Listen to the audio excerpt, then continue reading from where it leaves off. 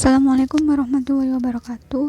Kami dari kelompok 5 melaporkan laporan keuangan Jamu Anak Bangsa. Nama anggota kelompoknya yang pertama Ahmad Lidompayaki, yang kedua Aldarul Mashuda, yang ketiga Diantri Mufirawati, yang keempat Elsa Dwi Ramadhani, dan yang terakhir Samsuduha. Laporan implementasi rencana strategi keuangan. Yang pertama, sumber dana. Sumber dana pembiayaan dana dapat diartikan sebagai modal yang dikeluarkan untuk kebutuhan suatu usaha digunakan untuk belanja usaha, bisa berasal dari modal sendiri, yaitu iuran dari masing-masing anggota kelompok.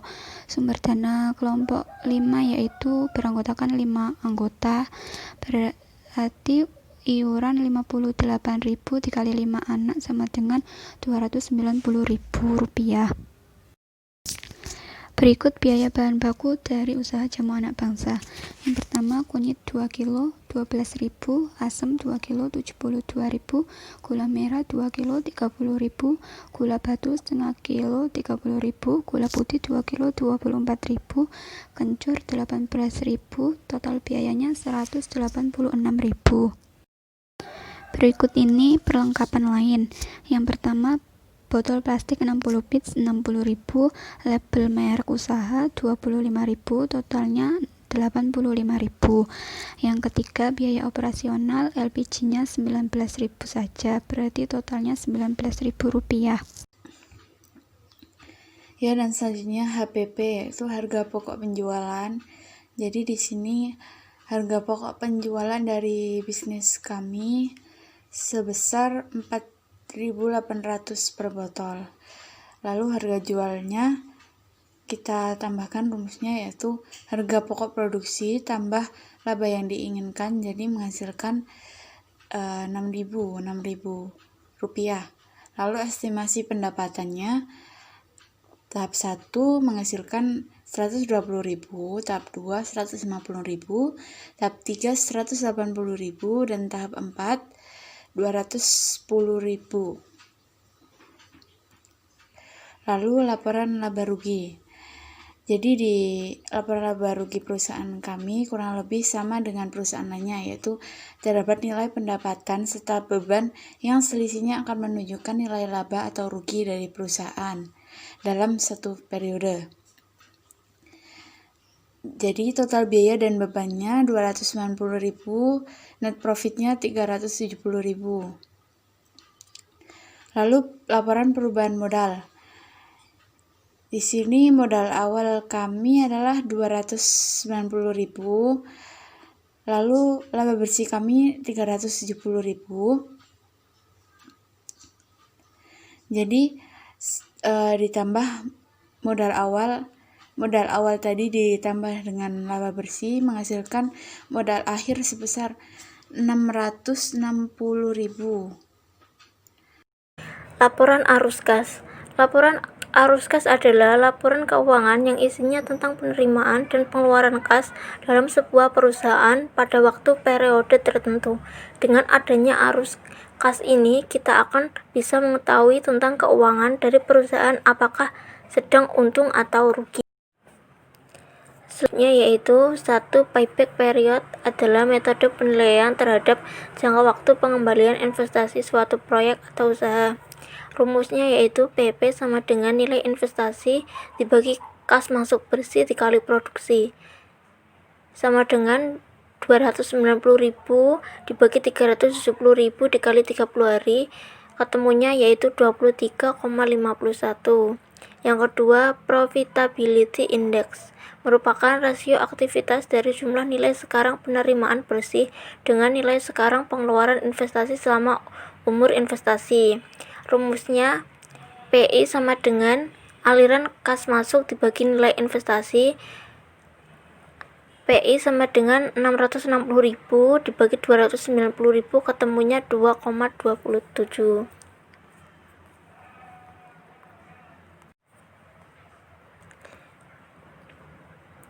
Rasio keuangan untuk menilai kemampuan perusahaan.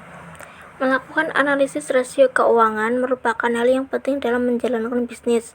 Anda harus memahami tentang rasio-rasio keuangan karena banyak manfaat yang dapat diperoleh jika Anda dapat menganalisis rasio keuangan perusahaan. Rasio-rasio keuangan membantu Anda mengukur keberhasilan perusahaan. Selain itu juga dapat menilai baik buruknya keputusan keuangan yang diambil. Rumus Gross profit margin sama dengan laba kotor dibagi penjualan bersih dikali 100%, yaitu 660.000 dibagi 370.000 dikali 100%, dan hasilnya yaitu 1,78%. Yang kedua, rasio aktivitas. Rasio ini melihat pada beberapa aset kemudian menentukan beberapa tingkat aktivitas aktiva tersebut pada tingkat kegiatan tertentu.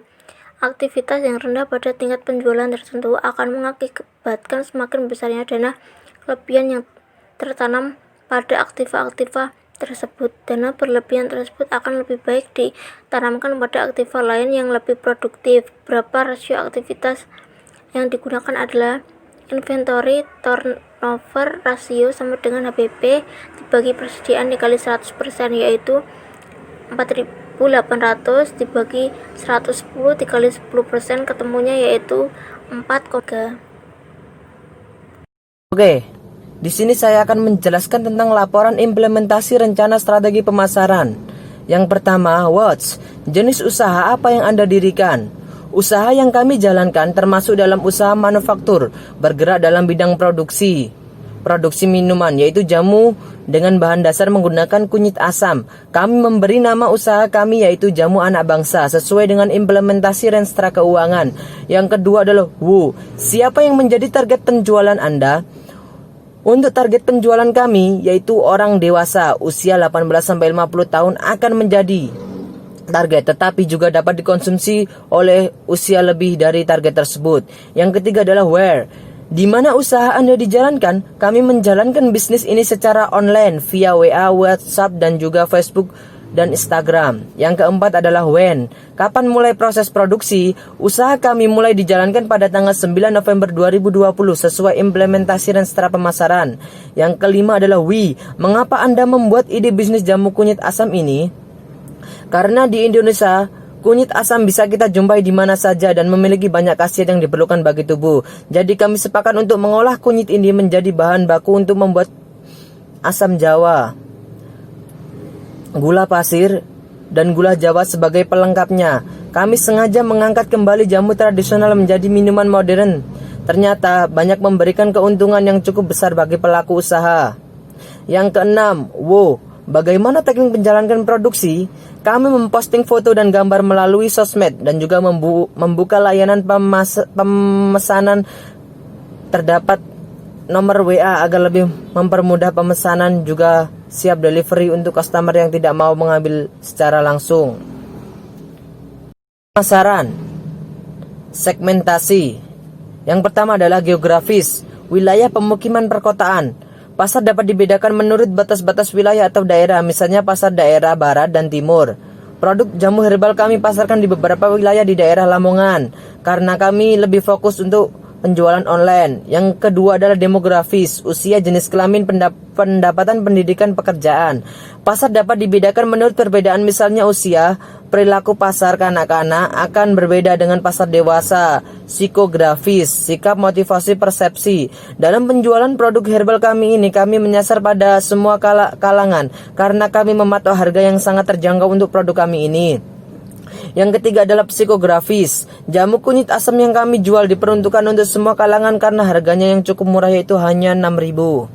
Yang selanjutnya adalah targeting. Yang pertama, target penjualan.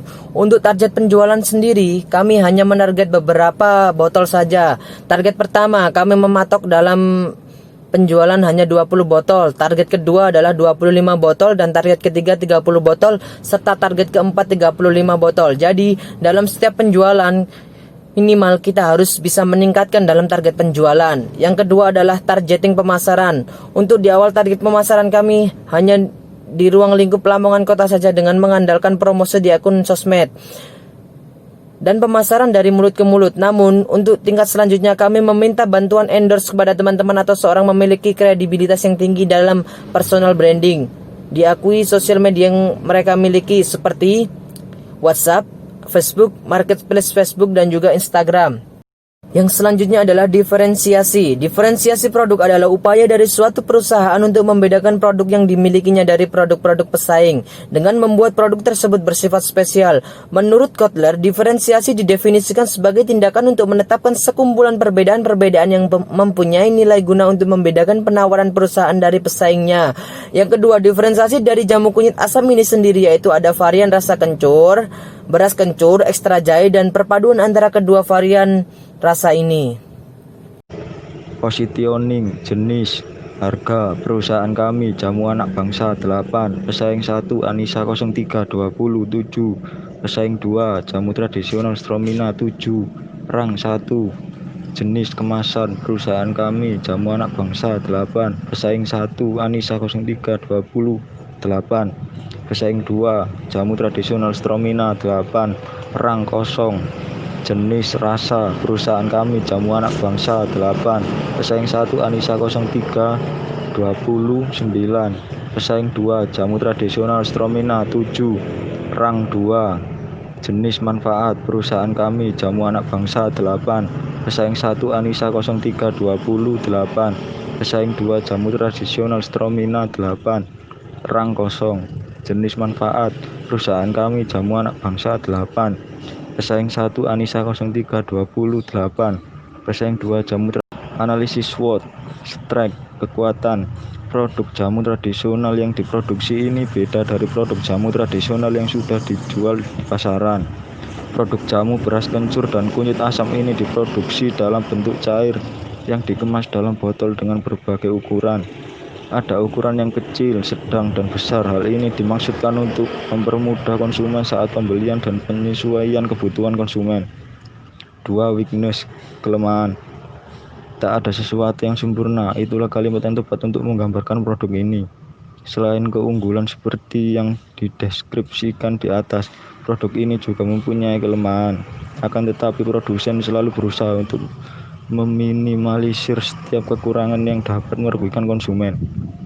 Proses pengemasan menjadi faktor penting dalam menjaga keawetan jamu kemasan ini. Jika tutup botol kurang rapat saat proses pengemasan, jamu yang diproduksi kurang awet dan cepat kadaluarsa, sehingga saat menutup botol jamu,